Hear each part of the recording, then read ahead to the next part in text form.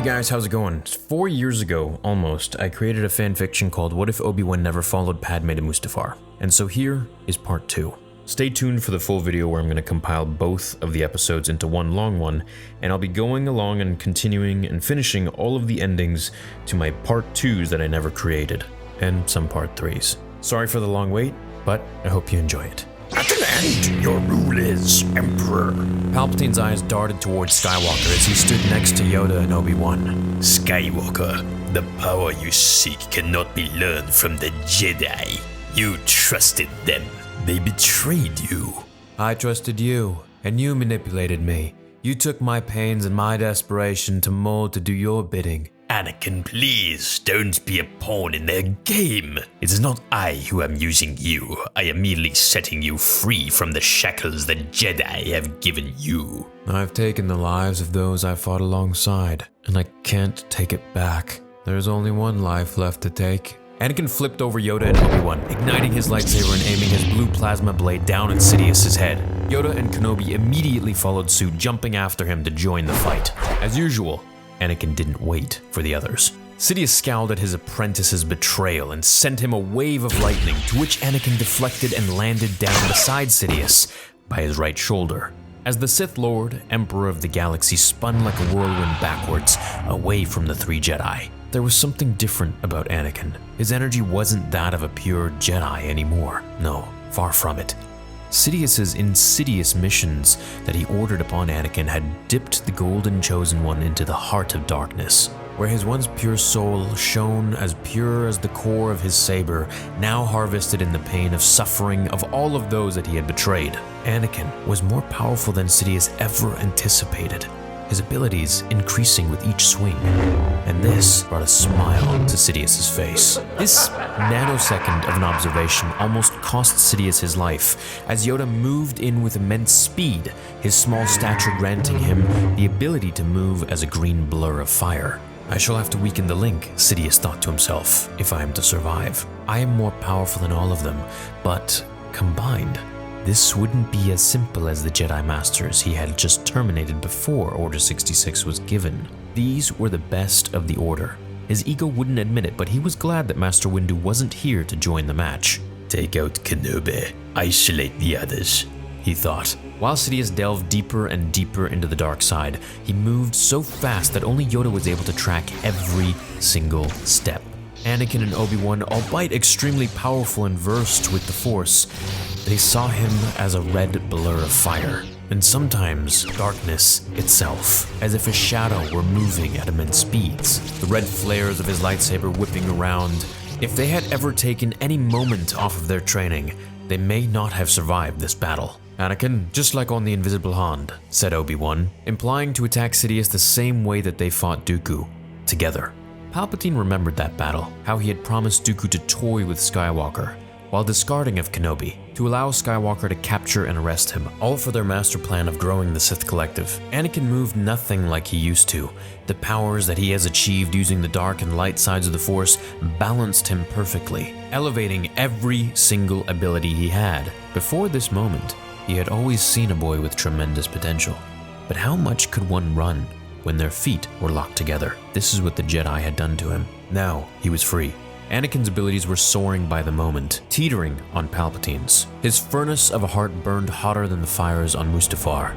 Ironic, he thought. Had he not sent them on those missions, had he not executed Order 66, perhaps Anakin would not have been as powerful as he was in this moment. The dark side truly did favor him. Before he could finish his next sentence inside of his own head, he ducked under Skywalker's blade, locking it with his red one as he threw his second saber from his sleeve as he shot lightning out of it, igniting it, as crackles of spider-like electricity crawled up his crimson blade of rage towards Kenobi. The attack took Obi-Wan by surprise. 2 lightsabers, he thought? Where had he been hiding this? Up his sleeve, just like his true intentions this entire time he played the war. "Master," said Anakin as he watched his master crumble to the floor of the pod, screaming in pain.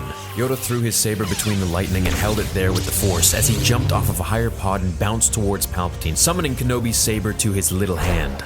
Sidious stopped the barrage of lightning and summoned his blade back, as Kenobi laid, catching his breath. Palpatine hurled Skywalker back with the Force, and Anakin resisted the attack as much as he could, but he was still thrown backwards. Sidious was on an entirely different level, power-wise. Yoda was like a mini cyclone of green and blue, using Kenobi's saber in tandem with his own green one to fight Sidious with all that he had. Palpatine admired the focus. A powerful Sith he would have become had he chosen the dark side. Perhaps in another life, he thought. Sidious used his abilities, everything that Plagueis, his master, had taught him. The endless hours of practicing all lightsaber forms merely to mock the Jedi paid off. But he knew what he really shone was in his powers of the Force. Flipping to a pod higher up, he threw his sabers like darts at Yoda as he raised his hands into the air, creating a massive force storm, and summoned more pods at the Jedi in this dark, clouding confusion of the Force that Palpatine had created. Massive fires erupted below with the destruction of the hundreds of pods that Palpatine was summoning above and below his hands. The scorching heat of the flames began to climb the arena. Sidious simultaneously controlled his lightsabers with ease as he threw the pods at everyone through the Senate Stadium.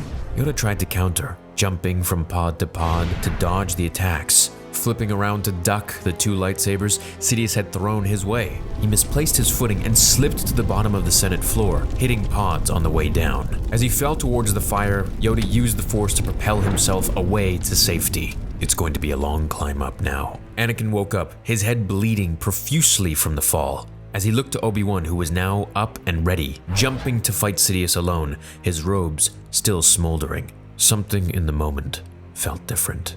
It was as if Anakin was watching through a glass window. Sidious smiled, as he had foreseen. He used the Force as if he would shoot lightning, to which Kenobi brought his saber up, and the stadium echoed with a yell from Yoda, who climbed from below, as the Grand Master warned Kenobi of this trick, but Kenobi didn't see it.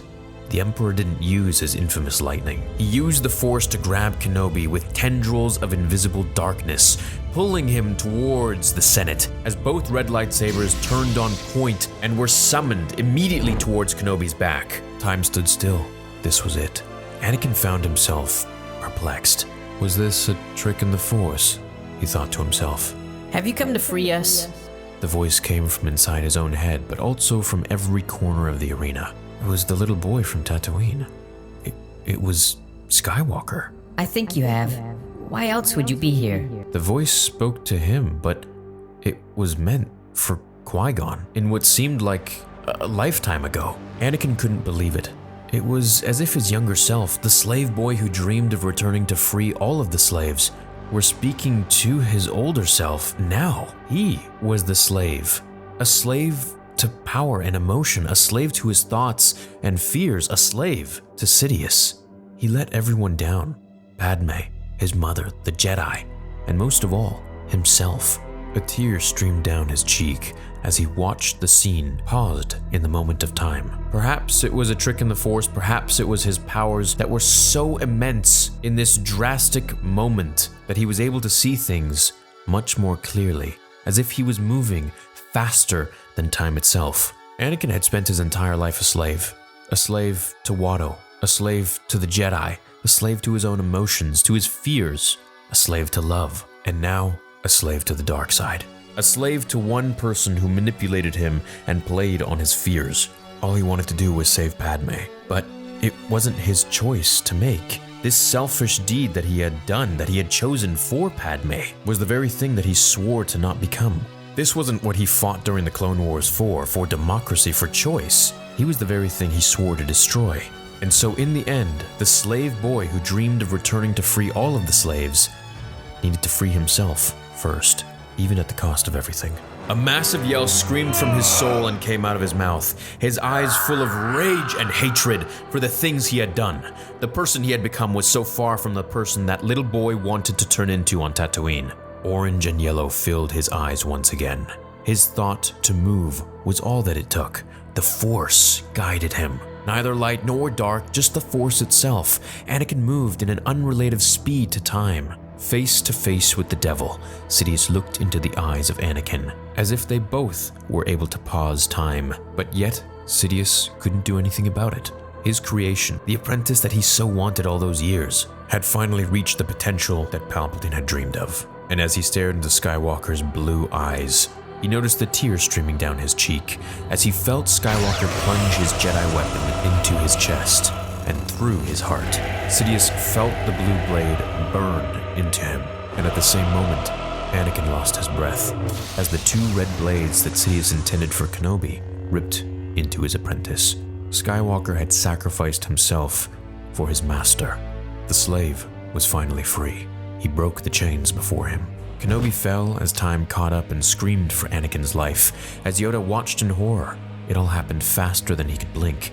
Kenobi was caught by the Force as Yoda motioned softly to a seat in the Senate, protecting the Jedi. As they looked up, Anakin's lifeless body fell with Sidious into the raging fires below. Leave, we must. As Kenobi ran towards the fire and Yoda pulled him back with the Force.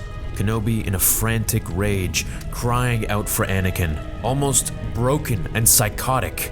Yoda knew that this place was going to blow at any moment. As he threw Obi-Wan up to the exit doors, he allowed the Force to guide him up the pods himself, as they eventually made their escape, with Obi-Wan being forced. The weeks passed, and the Jedi who survived returned to the Jedi Temple. They cleaned and buried the bodies of their Padawans and masters.